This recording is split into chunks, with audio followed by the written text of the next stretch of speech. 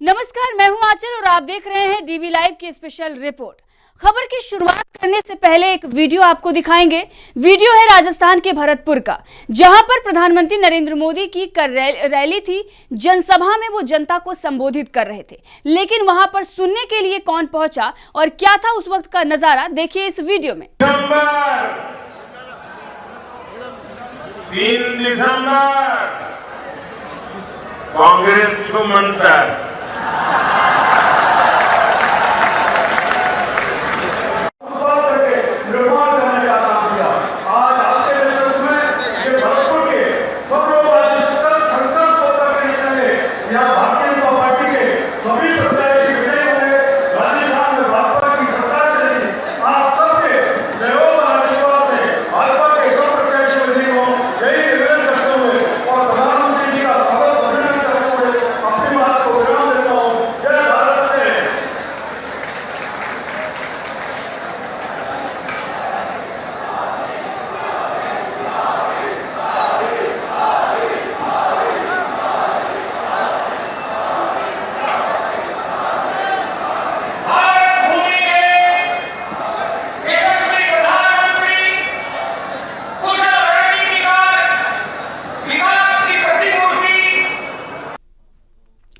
तो आपने सुना, प्रधानमंत्री नरेंद्र मोदी छू मंतर की बात कर रहे हैं कि कांग्रेस 3 दिसंबर को छू मंतर हो जाएगी।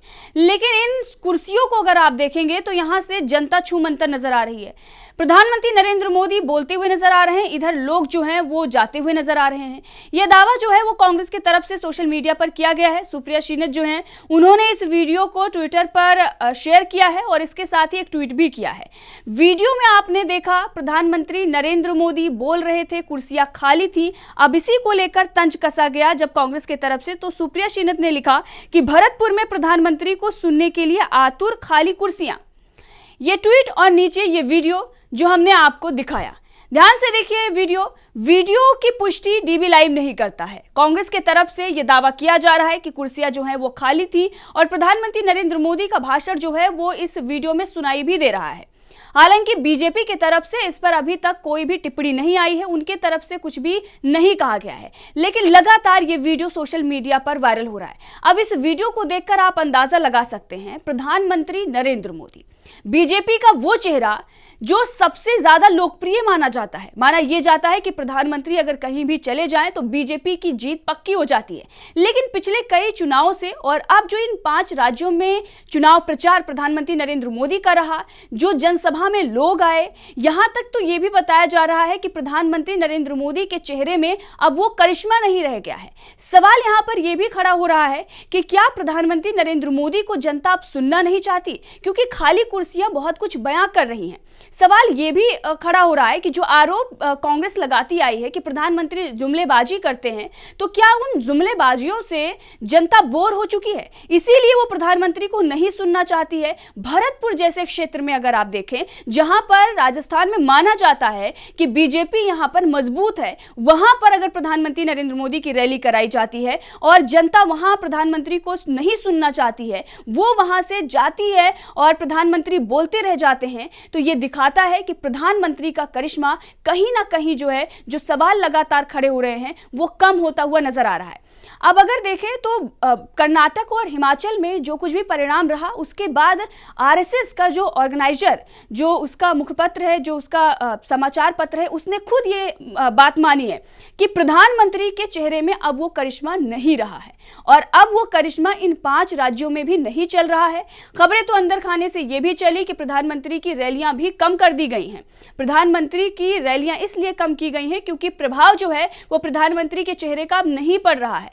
आप देखें, चाहे मध्य प्रदेश हो या राजस्थान हो, पहले वहां के जो नेता थे, जो सीएम फेस थे, उनको पीछे किया गया, प्रधानमंत्री नरेंद्र मोदी के चेहरे को आगे किया गया। लेकिन चुनाव आते आते अब उन लोगों को थोड़ा थोड़ा आगे किया जा रहा है, क्योंकि ऐसा लग रहा है कि कहीं ना कहीं प्रधानमंत्री नरेंद्र मोदी का चेहरा वो प्रभाव नहीं डाल पा रहा है जो वहां के स्थानीय नेता डाल पाते। स्थानीय लोगों को, जो वहां का स्थानीय आला कमान है, उसको पीछे करना बीजेपी के लिए ये बड़ी मुश्किल जो है वो होती हुई दिख रही है।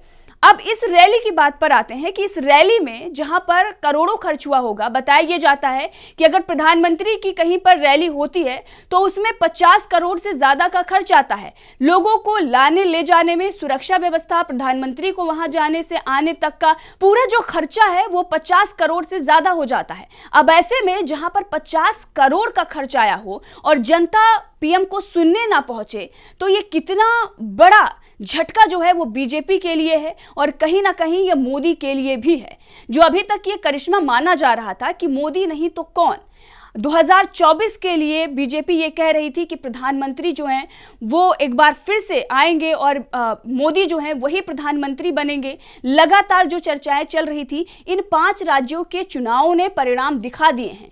इससे पहले कर्नाटक और हिमाचल प्रदेश का जो चुनाव रहा है, पीएम नरेंद्र मोदी की जो साख रही है वो कहीं ना कहीं कम होती हुई नजर आई। और अभी अगर देखें तो इन रैलियों में जो जनता आ रही है उसे देखकर ये लग रहा है, यहां पर सवाल खड़ा हो रहा है कि क्या 2024 में बीजेपी के तरफ से पीएम मोदी ही प्रधानमंत्री के उम्मीदवार रहेंगे। ये सवाल इसलिए खड़ा हो रहा है क्योंकि चर्चाएं सोशल मीडिया से लेकर मीडिया में भी शुरू हो गई हैं कि कहीं ना कहीं जो पीएम मोदी का चेहरा है उसका प्रभाव कम हो रहा है।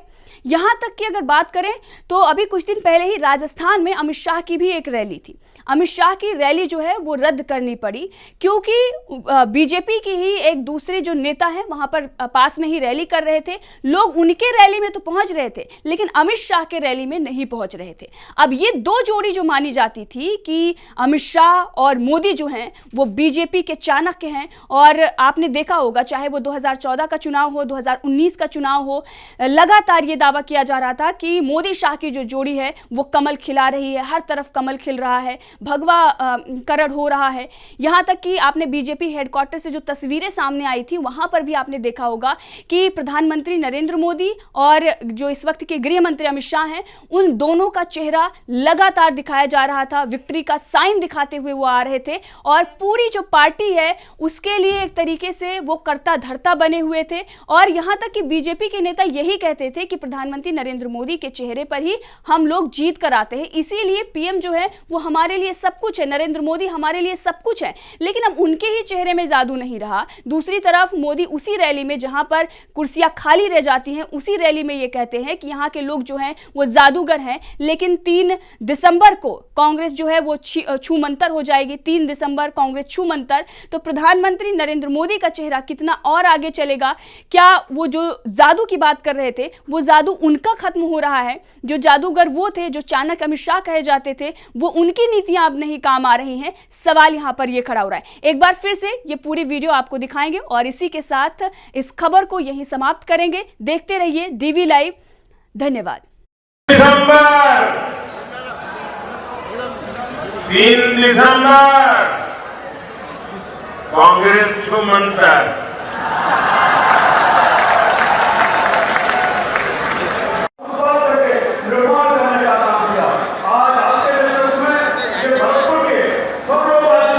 संकल्प होकर निकले।